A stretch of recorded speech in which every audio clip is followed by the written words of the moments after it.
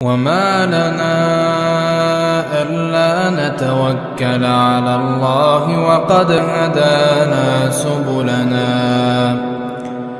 ولنصبرن على ما آذيتمونا وعلى الله فليتوكل المتوكلون. Nah, kemudian Al-Hafidz Ibnu Hajar membawakan hadis yang terakhir ini di dalam bab nawaqidil wudu untuk mengingatkan kita kembali bahwasanya apa? Keraguan-raguan itu tidak membatalkan wudu. Ini sebagai penjelas sekali lagi untuk untuk mazhab kedua dalam permasalahan tidur. Tadi mazhab kedua dalam permasalahan tidur, mazhabnya Abu Musa Al-Asy'ari radhiyallahu an, yaitu bahwasanya tidur itu tidak membatalkan wudu karena tidur adalah posisi di mana seorang itu ragu bahwasanya dirinya itu batal atau tidak. Ketika dia ragu maka belum batal.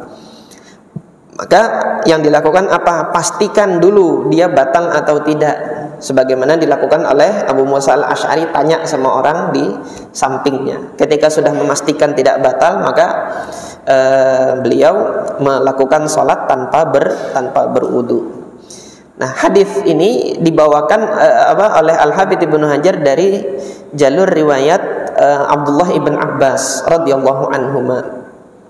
Yang mana hadis ini sudah kita baca di urutan hadis yang kelima di bab yang sama, diriwayatkan dari Abu Hurairah tapi oleh Imam Muslim. Yang ini diriwayatkan oleh Al-Imam Al-Bazzar. Perbedaan redaksinya apa? Kalau yang kemarin itu kan idza wajada ahadukum fi batnihi syai'an, Nabi mengatakan kalau kalian mendapatkan sesuatu yang mengganggu di dalam perut kalian, fa ashkala alaihi, kemudian menjadikan diri Anda itu ragu, akhraja minhu syai'un amla, apakah keluar sesuatu atau tidak, kata Nabi, fala yakhrujanna, jangan keluar dulu dari masjid, minal masjidi, jangan keluar dulu dari masjid, artinya jangan batalkan salatnya hatta yasma'a sautan aw yajida rihan.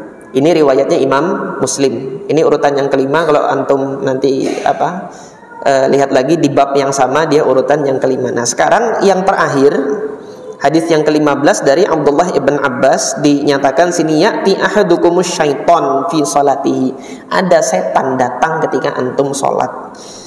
Jadi dibawakannya redaksi ini oleh Al-Hafidz Ibnu Hajar untuk menunjukkan kepada kita bahwasanya penyebab waswasah batal atau tidak, batal nggak ya, ini datangnya dari setan. Kalau dia datangnya dari setan, maka sudah bisa dipastikan ini bukan pembatal wudu, gitulah. Maka dia bukan pembatal wudu. Ngapain ini setan? Fayanfukhu fi maq'adatihi, dia tiupkan di tempat duduknya itu. Ketika antum duduk, dia tiup, fayukhayyalu ilaihi, maka diberikan hayalan-hayalan, imajinasi annahu ahdatsa, bahwasanya dirinya batal ini, walam yuhdits, padahal belum batal. Termasuk di sini nanti bukan hanya di lubang dubur, tetapi juga di lubang kubul, tempat keluarnya kencing. Kemarin ada yang nanyakan itu kan, sudah ada yang nanyakan. Jadi kalau kencing ada kerasaan kayaknya keluar lagi gitu. Katakan ini sebagaimana hadis ini. Fa idza wajada dzalik, kalau dia dapati yang demikian, fala yansarif, jangan dia keluar dulu, hatta yasma'a sautan aw yajida rihan, sampai dia mendengar suara atau mendapatkan bau. Lah ya, kalau kencing gimana? Ini enggak ada suaranya kalau yang dia keluar dari lubang kubul. Maka jadikan dengan memastikan, nanti akan kita insyaallah waktunya cukup, kita akan baca nanti bagaimana sunnah yang dilakukan oleh para salaf untuk masalah kencing yang kok kayaknya keluar dikit gitu. Kita lihat hadis salaf di sini, para salaf mengajarkan kepada kita bagaimana. Para salaf loh ya, bukan ustadz salafi. Para salaf, nanti akan kita baca di sini insyaallah biidznillah. Nah, ini tadi redaksinya Abdullah ibn Abbas. Kemudian Al-Hafidz Ibnu Hajar mengatakan wa asluhu fis sahihain. Asalnya hadis ini ada di dalam sahihain, Sahih Al-Bukhari dan Sahih Muslim. Min hadits Abdullah bin Zaid, diriwayatkan dari hadis Abdullah ibn Zaid Al-Mazini. Al-Imam Al-Bukhari rahimahullah meletakkan hadis ini di dalam beberapa bab. Salah satu bab yang mana Al-Imam Al-Bukhari meletakkan hadis ini diberi judul oleh Al-Imam Al-Bukhari babu man la yatawaddau minasyakki hatta yatayaqqan hatta yastaiqina afwan. Bab barang siapa yang berpendapat tidak berwudu, artinya tidak perlu wudu, minasyak gara-gara ragu. Ini kan sudah jelas keraguan ini tidak membatalkan wudu. Sampai kapan? Hatta yatayaqqana, sampai dia yakin kalau dia batal, barulah ditetapkan dia batal. Kalau masih itu ragu maka belum batal. Ini keluar gak ya? Keluar gak ya? Seperti itu masih ragu.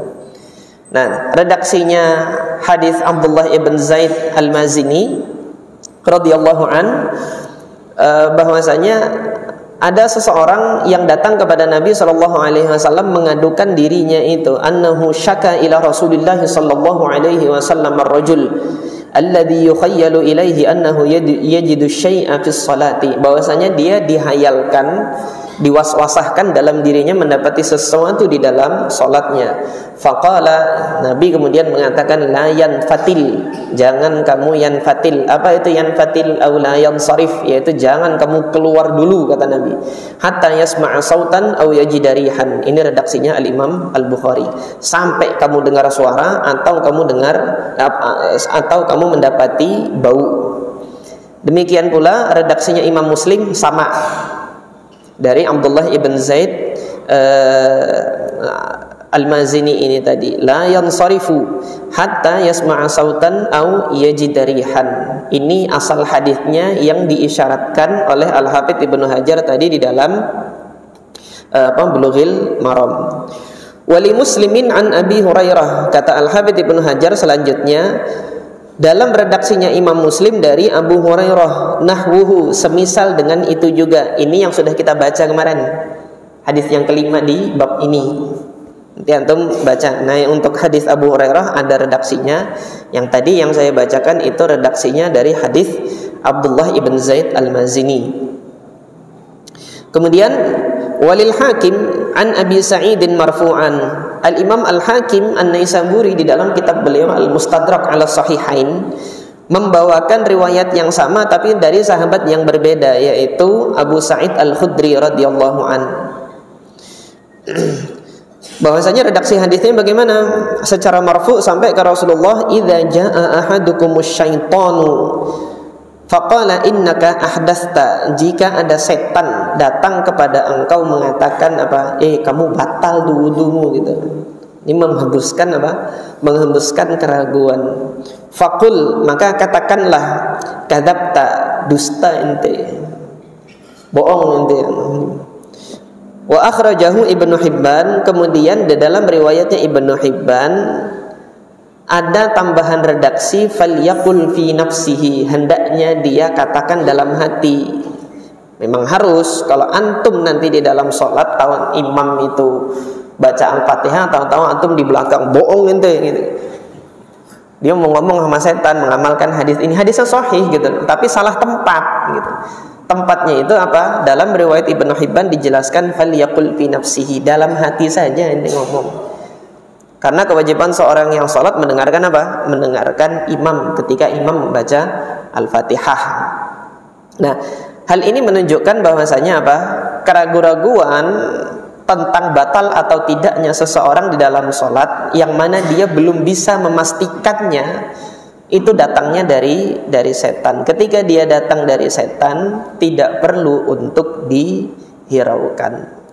Nah, salah satu tips atau cara agar keraguan-raguan tersebut tidak ada, terkhusus untuk yang sering merasa kok kayaknya kencing lagi nih, keluar ini nih dari lubang kencingnya kok kayaknya keluar gitu kan.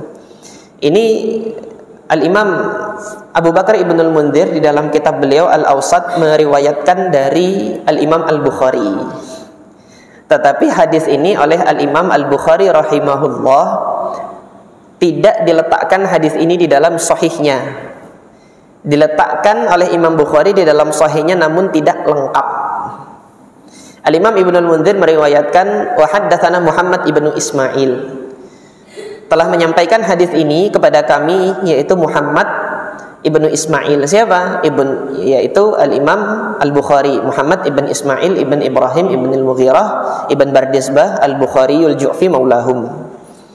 Qala haddatsana Qabisah ibn Uqbah, ini gurunya Al-Imam Al-Bukhari. Qala haddatsana Sufyan yakni Ats-Tsauri an Zaid ibn Aslam, dari Zaid ibn Aslam Al-Qurashi, an Atha ibn Yasar an Ibni Abbas, dari Abdullah ibn Abbas. Ini sanadnya sesuai dengan syaratnya Imam Al-Bukhari. Mengatakan apa? Abdullah ibn Abbas mengatakan da'an Nabi sallallahu alaihi wasallam bima'in. Nabi sallallahu alaihi wasallam meminta untuk diambilkan air. Fatawadda'a marratan. Kemudian Rasulullah berwudu sekali-sekali. Sampai di sini ini redaksinya Imam Bukhari yang ditempatkan di dalam sahihnya. Tapi Imam Bukhari meriwayatkan hadis yang sama dan tidak beliau tempatkan di dalam Sahih Al-Bukhari, ada tambahan tsumma nadhaha, kemudian dipercikkan. Dipercikkan di mana? Abdullah ibn Abbas itu mencontohkan bahwasanya percikannya itu yatawaddau wudu'an hasana tsumma yandahu farjahu, kemudian dipercikkan di kemaluannya. Fayusi'uhu minal ma, ditambahin kadar airnya itu sampai meluas. Fa idza wajada syai'an, nanti ketika di dalam salat mendapati dirinya kok kayaknya keluar, qala hadza minal ma'i fayushiku an yadhhaba anhu, maka dikatakan ini adalah dari air yang sudah dipercikkan tadi.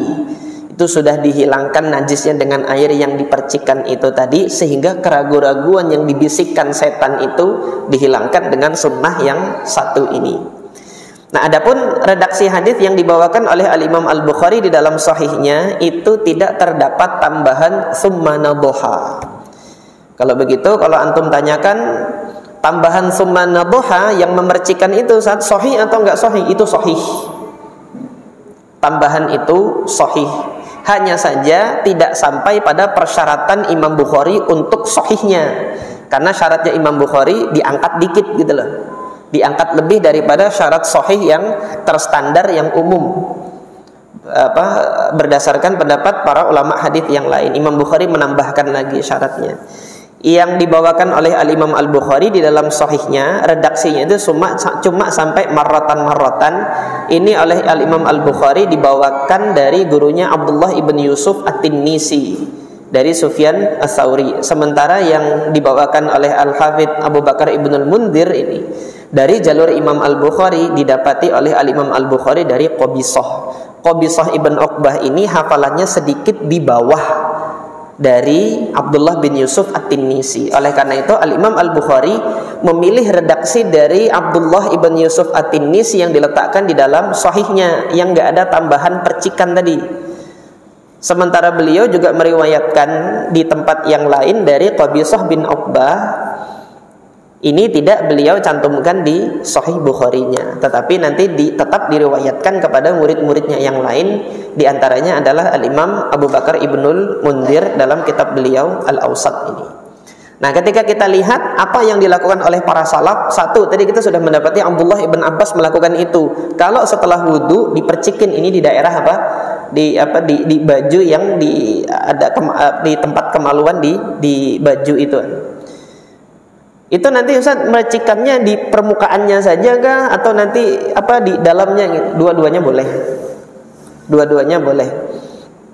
Kalau yang lebih menenangkan lagi gitu kan. Yang lebih menenangkan lagi, percikan itu di dalam. Nah, ini beberapa riwayat dari para salaf lagi, diantaranya yang dilakukan oleh Abdullah ibn Umar. Riwayatnya sudah isya belum ya? 3 menit lagi ya.